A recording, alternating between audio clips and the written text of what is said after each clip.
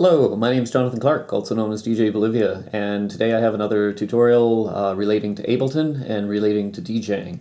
And I've done quite a few of these. I did a series about making studio mixes using Ableton, and I did a series about live performance DJing using Ableton. And during that live performance series, I didn't really get into looping or the start indicator, which in retrospect was kind of silly because they're both quite useful. So this video today is going to be just simply to tell you how those things work, okay? Nothing else. And so this isn't really applicable to studio mixes because in a studio mix you're kind of laying things out in arrangement view and you don't need to worry about looping in real time. But in a live real-time DJing situation it's quite useful. Now I do want to differentiate between two different types of loops. The looping that I'm talking about today is when you set up a start and end point on your music, on the song that you're playing, and that turns that section of the song into a loop, and you can have it repeat. Different from that, similar concept but totally different, is when you're using a pre-created loop, a different unique piece of music or whatever, and that's imported, and that's maybe playing at the same time as your song. Or you're maybe using that in production work as one of the building blocks as you're remixing or creating a brand new track. So that kind of loop is when you've got like a standalone piece of audio that you're bringing into the program and you're manipulating that way. Today's looping is when you're just taking a section of the song that you're already playing and treating that as a loop, okay? And I'm also going to talk about the start and the end indicators. So let's open Ableton, get to work. Okay, so when Ableton first opens, this is the standard view that you get. So I'm going to cut out these two MIDI tracks because I don't need them. I'm going to expand the size of my two audio channels. And in my looping video, you can see I've got three different tracks here.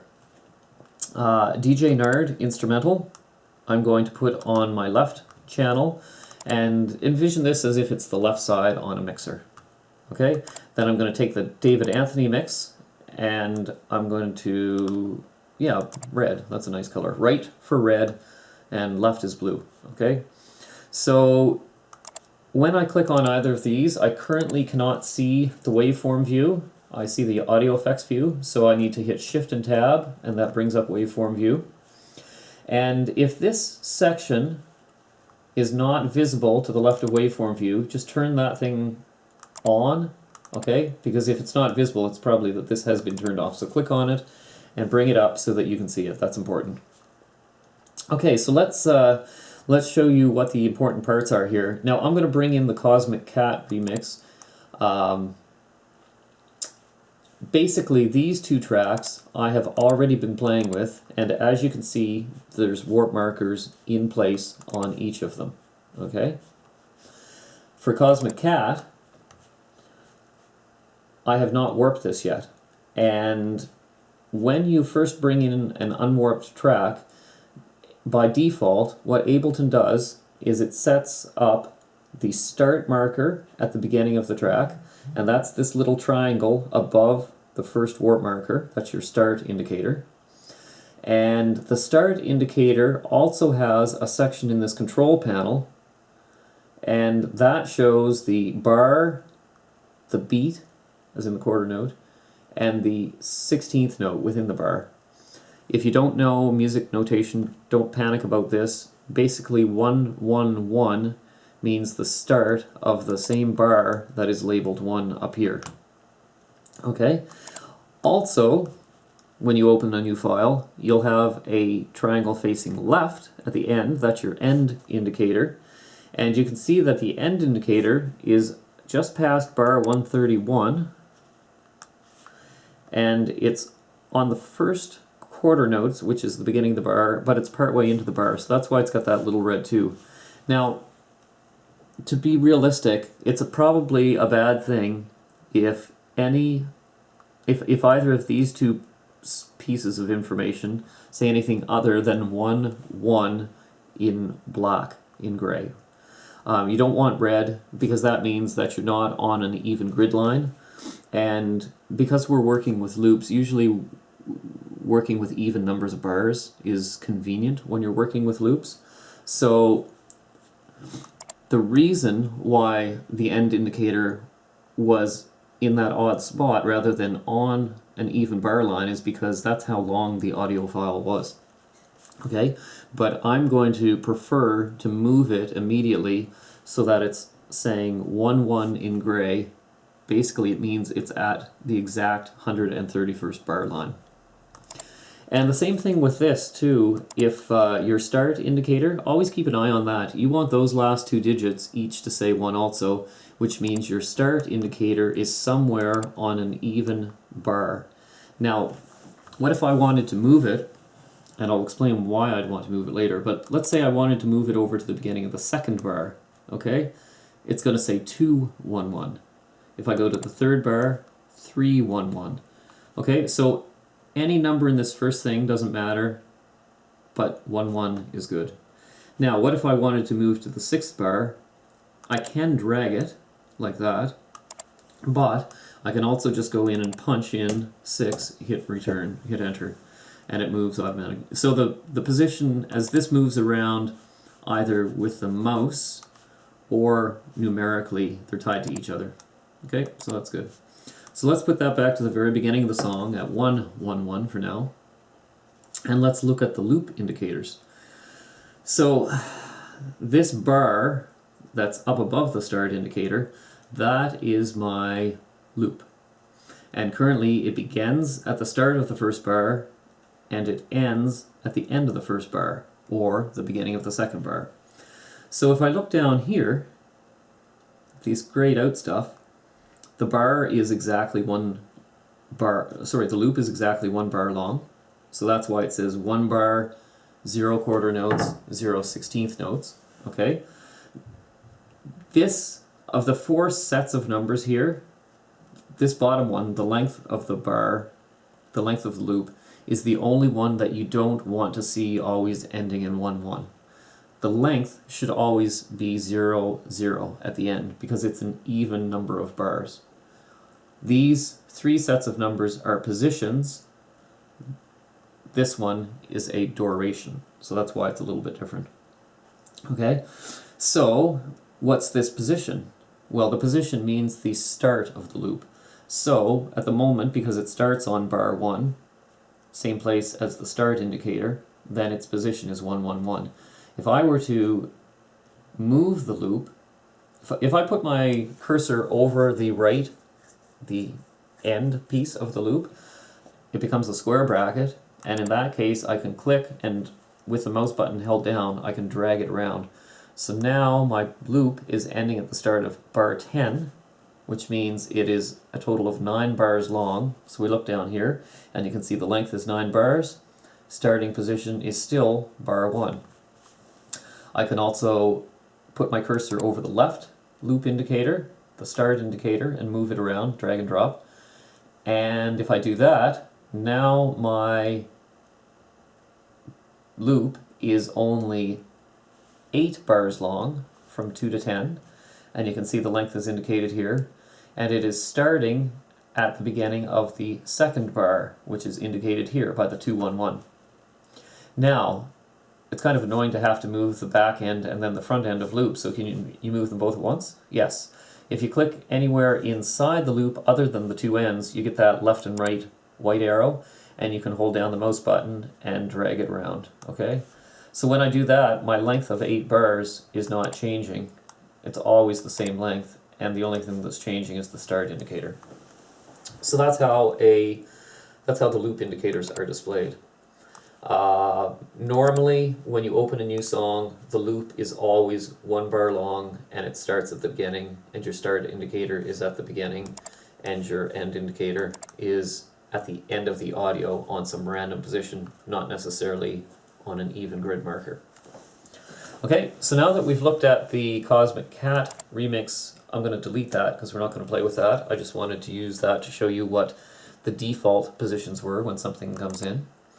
So with our Global Underground DJ Nard instrumental here in the left track, you can see that at the moment I've got a 16 bar loop starting on bar 17. Okay, what I'm going to do is I'm going to leave that there. Let's go to the other one. This one, here's our loop way over to the right, also a 16 bar loop. This one starting on 225.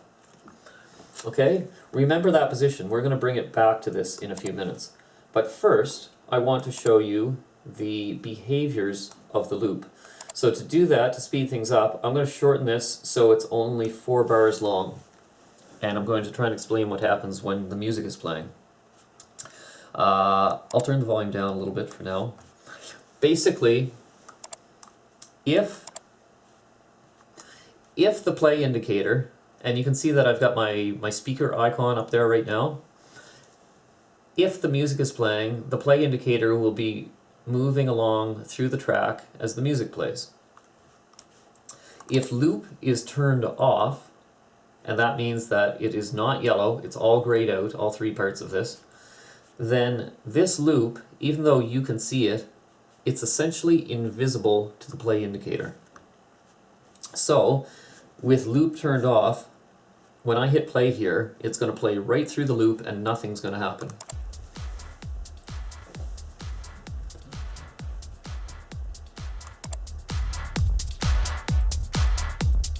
I didn't like the music on the radio station. Okay, so you can see it's like that didn't exist, it doesn't matter. If I have loop turned on, however, something happens. You can see that everything under the loop is white in the background behind the waveform view, and everything to the left of the loop is white, but everything to the right of the loop is grayed out. And if you think about that, you'd probably think, I wonder if that means that the grayed out area can't be played. And you would be correct. Except that if you try to start in the grayed out area, it will play. Okay? So why did I say that you can't play in there? Well, normally, if you start playing to the left of the loop and the loop is turned on, your play indicator is going to go through and it's going to pass into the loop without any hitches, without any problems. But when it hits the right side of the loop, it's going to immediately jump back to the beginning of the loop and keep playing. And so it'll play through, it'll hit this thing again, jump back, immediately start playing. So basically it comes in, bang, bang, bang, and keeps repeating forever and forever. The only way it stops repeating is if you either stop the clip or if you turn loop off. Okay, so if I were to turn loop off, what happens is this stuff is no longer grayed out, and so when my play indicator gets to the right end of the loop this time, it's just going to pass through and keep going through. Okay, so let's shorten that even further to just 2 bars. We'll turn looping on, and you can see if I start in the middle of the clip, it's going to just keep bouncing around within the clip.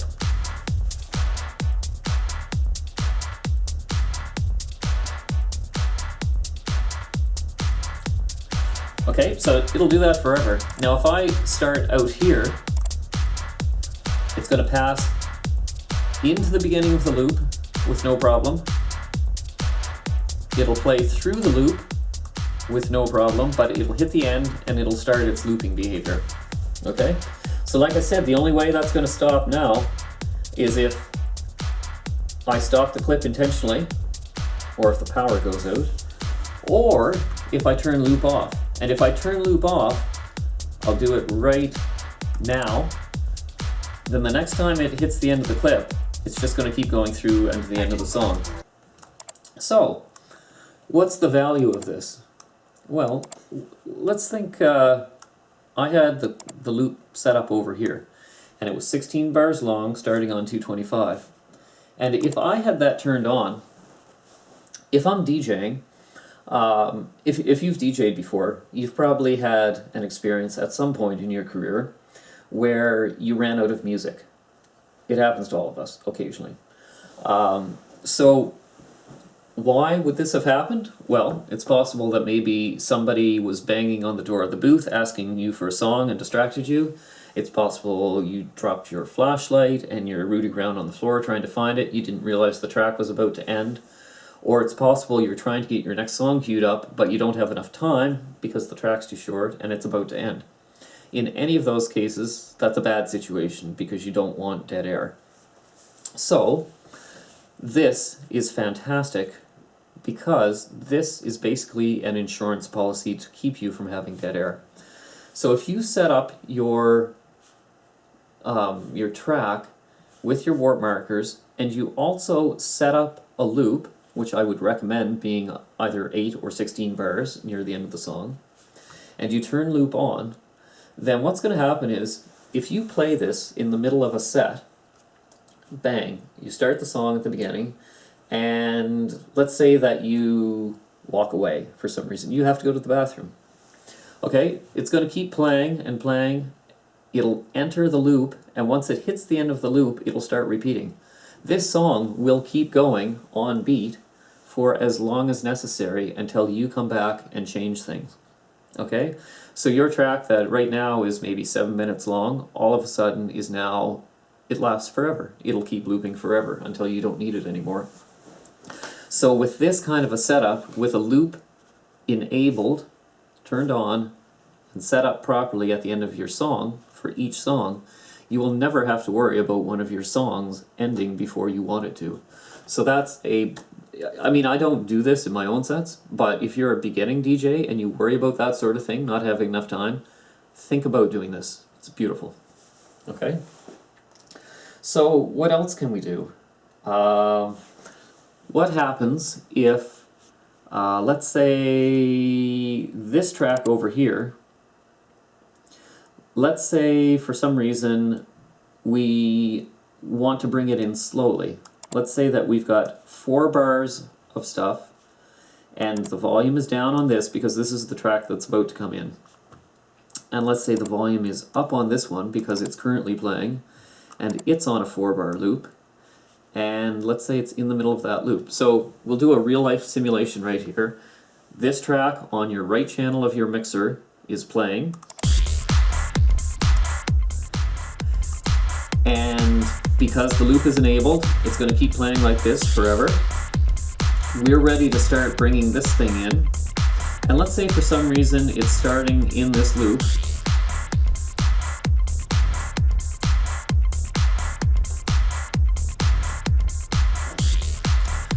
And, of course, we have to have loop turned on to make that work. Okay, so if we were doing this in real time without looping enabled, we'd have 4 bars with which to make our mix from one song to the other. Or let's say for some reason we only have those 4 bars. Okay, so that doesn't give you much time to play with. But because they're both looping, you have as much time as you want. So now I can fade this one in and then fade this one out very slowly. I can do it over the course of a minute instead of over the course of the 15 seconds that it takes for those 4 bars to play once through.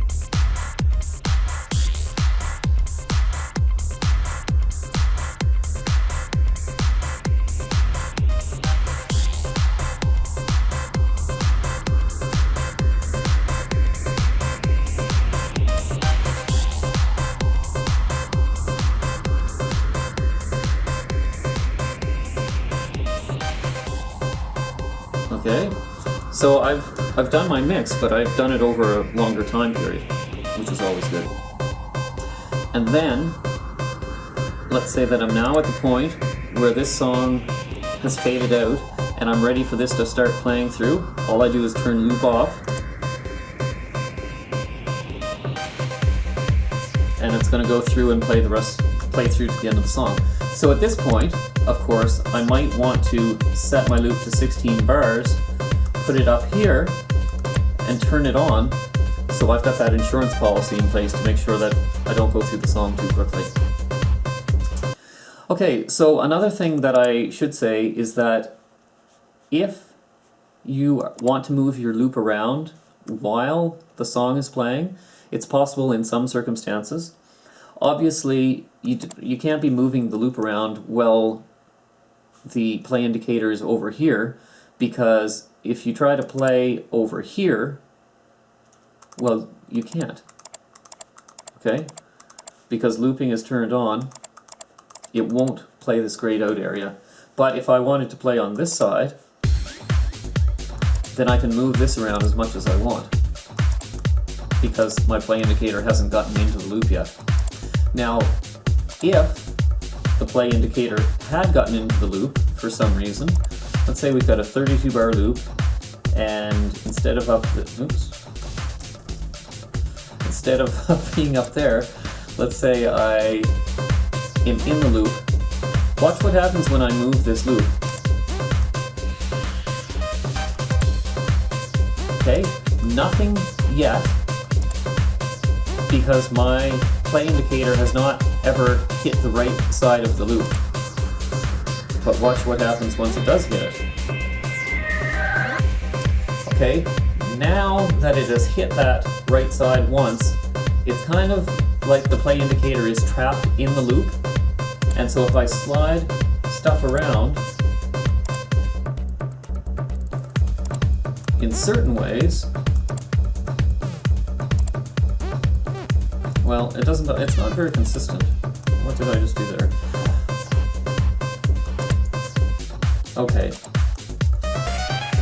See how sometimes the play indicator is following the loop around? So if it's in the loop there, and I move over to the left, then the play indicator has to jump to follow the loop. I can chase it without anything going wrong. If I move way off to the right, quite often the play indicator will follow the loop. So before,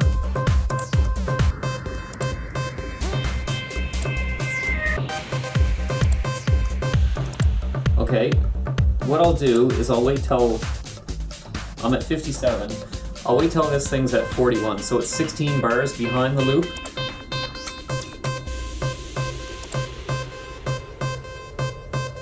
And then I'm going to move it way up here and see if it chases and stays 15 bars behind. Okay, so I'm going to do it right now. No, it didn't.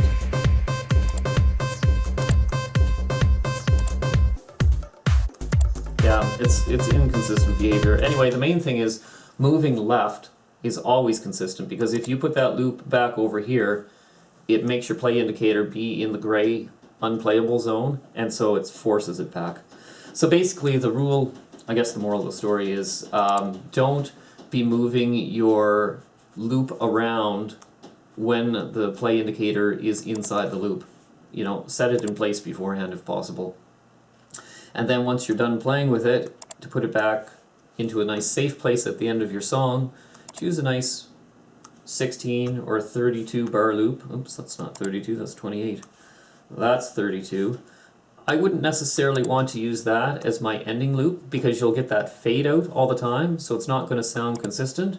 In a case like that, I would stick with a 16 bar loop, not at the very end of the song. Okay? So that's what the looping is used for and how it's useful. Now let's talk very quickly about the start indicators. Okay?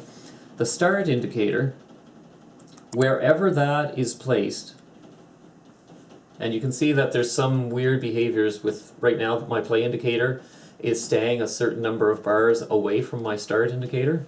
Okay? But anyway, let's ignore that for now. Wherever I place the start indicator, that's where the song will start when I click play on the clip. So normally, the start indicator is at the 111 and at the beginning of the song. So normally when you play a clip, it just automatically starts at the beginning of a song. But this is useful because if you don't want to play those first 40 bars, let's say I think that this introduction is garbage, and so I put my start indicator at the beginning of bar 41, when I hit play on this clip, it's going to start at bar 41. Okay, so that's why the start indicator can be useful, because you can skip stuff at the beginning of the song that you don't like. You can also skip stuff at the end, because if you move the end indicator wherever you put it, if looping is turned off, then you can see that everything past the end indicator is grayed out. Now if looping is turned on, all bets are off, and you've got a different behavior because the loop has priority over the end indicator. So because loop is turned on, this end indicator is ignored. This is treated as the end, it bounces back and keeps looping. But we turn that off, and basically, I'll put these closer together so it doesn't take as long, but let's zoom in. If I start this clip now, it starts there, and when it gets to the end indicator, watch what happens. It just stops, okay? So I honestly can't really think of an occasion where I've ever used the end indicator in a set, but at least you know it's there. It might be useful at some point. If there was a piece of garbage at the end of this song and I didn't want that to be played, then perhaps I would put the end indicator there in front of it so I can't play through it. Although I'm more likely perhaps to use the looping function, because that effectively blocks your play indicator from going any further also. And certainly a loop is more useful as a block at the end than a stop. Okay? So I guess that's really all you need to know about looping. I mean, when you're playing, you can obviously, in the middle of playing a song, you can jump your play cursor around all over the place just by clicking in the area that you want it to jump to. Okay? And I always keep my quantization up here set at 1 bar. Some people go with longer lengths, like 4 or 8 bars. Especially if you're just learning, you might want to have a little bit more time to react, but once you're used to this, 1 bar is tons of time. Okay? And you can, like, let's say I wanted a 4-bar loop from 137 to 143. I can do it manually. Or sorry, a 4-bar loop from 137 to 141. So as this is getting close to 141, I can click here, and I can just keep clicking, and the quantization brings it back to there. But why bother keep clicking when I could just loop it and not have to do it manually? And so when I said earlier that I don't really use loops myself that way with that insurance thing at the end, that's because normally I do it this way, but this way doesn't make sense. It's more work. It's just, I think once you get really comfortable with Ableton, you're going to be fine with doing a lot of this stuff manually. But remember that the loop is there for a reason. Use it. You may as well use it. So what else is it good for? Well, it's good if you have to go for a bathroom break. It's good if you need an extra 2 minutes. You're thinking of a perfect song that you want to play, or there's a request, and you need an extra 2 minutes to find that song. So you can just keep your current song playing for an extra 2 minutes. There's all kinds of use for the loops. And of course, you can also bring effects into play, especially if you've got them tied into an external controller and you can adjust them on the fly. You can do it a lot more easily with a controller than you can using the mouse and the screen. But in a situation like that, your loop won't even sound as static because you can play with effects as time passes, and so it doesn't sound so much like you're repeating 4 or 8 or 16 bars. It sounds more like something is actually evolving the whole time. So that's good. Anyway, I think that's really all that you need to know about loops and about the start and end indicators. If you have questions, post them underneath the video and I will try to clarify. And if you found this to be useful, please share this on some social media, share this video. You can also follow me on Twitter if you want to find out about other upcoming videos that I'm releasing. I share the information there. And so before I leave, last thing I'm going to do is I'm going to leave a link up in a second to the index page of all the videos that I've got on my well, they're all the YouTube videos, but I've got a page on my website that kind of lists all the different videos. So if you found this to be useful, go back and check out some of my other Ableton videos, my other DJing videos, whatever. There should be something there that you'll like if you like this one for sure. Okay, so thanks for paying attention and for any feedback that you have, and have a good day.